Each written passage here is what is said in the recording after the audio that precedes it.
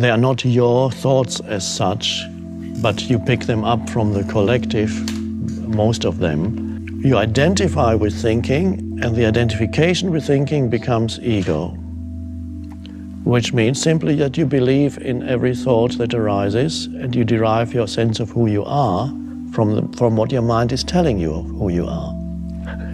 Opinions, viewpoints of that's me. That's some people talk to themselves and you are, oh, you are so good. Why doesn't the world recognize you? Or the mind says, you're no good. Same thing. You're no good at all. You fail at everything, don't you? And then you believe in it. And then you suddenly have a low view of yourself. Why you have a low view? Because you believed in your thoughts. They're little energy forms, like entities, and they get stuck in your head and don't refuse to go. And the more you believe in it, the more lodged, more deeply lodged they become in your mind. And so some people are stuck with very hostile entities. I'm saying entity, not in some spooky way, but every thought is an energy form, and as such, we could call it an entity.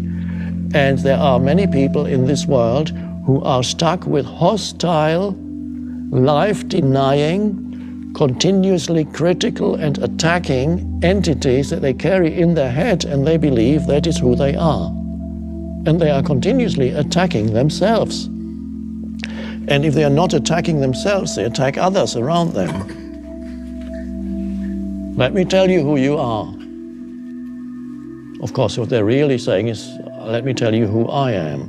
So they project the famous, you know the famous saying, we don't see things as they are, we see them as we are. Which means you look at reality through the screen of your thinking, believing in your thoughts, having no space outside of the movement of thought. Again, here we come to the vital thing, lack of space inside. That is the unconscious condition, spiritually, completely unconscious. And then you are burdened with a heavy ego. You are the ego, which is not as an entity apart from thought. It is thoughts that you have identified with.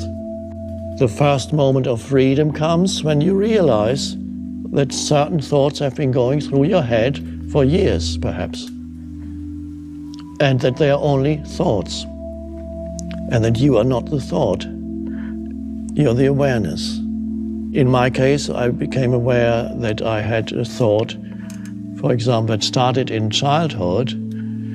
One of many negative thoughts I had, bad things always happen to me. Bad things always happen to me. Your perception then becomes selective. When you have a thought like that, you notice much more, because in everybody's life, in daily life, things go wrong. You miss a bus, you get stuck in a traffic jam, or you lose some money. But yes, this is normal. But if you have the thought, bad things always happen to me, you're extremely aware of those things, and they confirm to you that the thought is correct.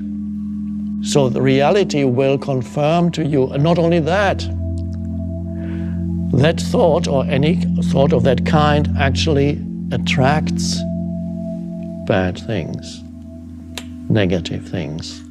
Just incredible how people create their world through that. So freedom comes from stepping out, encountering, first of all, a little bit of space inside you, presence. And then from there you realize certain thoughts as repetitive and just a thought. Bad things always happen to me. Oh, there it goes again. To become free of ego means becoming free of thought, identification with thought. That's the end of the ego. It may reassert itself from time to time, but at least that's the awakening.